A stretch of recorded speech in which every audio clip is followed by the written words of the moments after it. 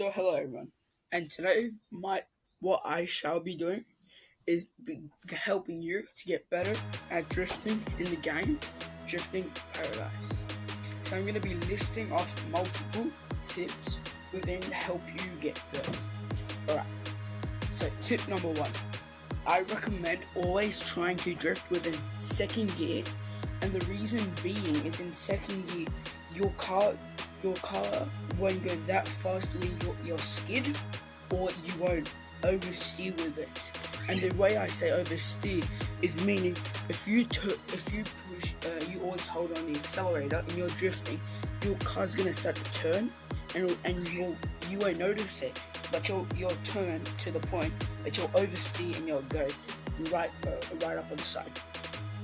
My second tip is, like I just said before, don't always hold the accelerator within drifting. From my experience of knowing doing drifting and multiple games, you hold the accelerator as much as it keeps at a frequent speed, right? It's bad because you, like I said, you're gonna spin out, you're gonna steer, everything's gonna go bad, and so you won't be able to get the clips or do the drifting that you love to do with your friends. Alright, this tip I'd say has to be one of the most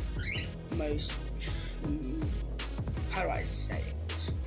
It's one of the most important ones out of all, is to not quit, because once you quit, all that time you put into it may just be nothing. You could have gone way better. You could have done cool stuff like you could have made tandem videos and stuff like that.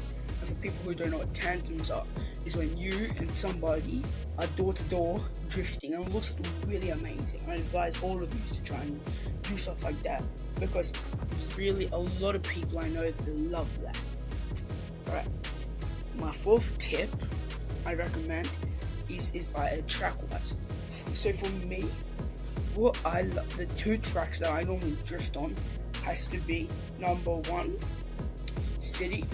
For me, City, the way all its turns and stuff, I'm able to create a small little track out of all of it. So sticking to the road and not going over the not cutting the curb or not doing anything, that's a good thing to learn. It's very good.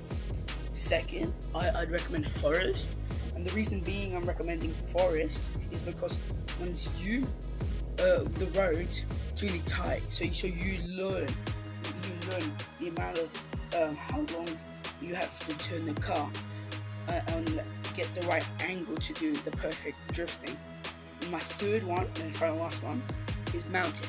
And the reason being Mountain is because with the drifting, like Forest, it has very tight tracks, but also it has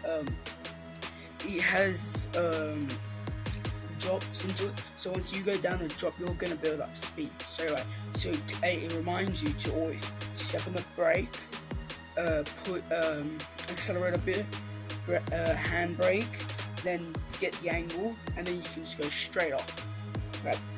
And my fifth tip, I'd recommend use multiple types of cars within Drift Paradise, because there's a load of them, and I love most of them.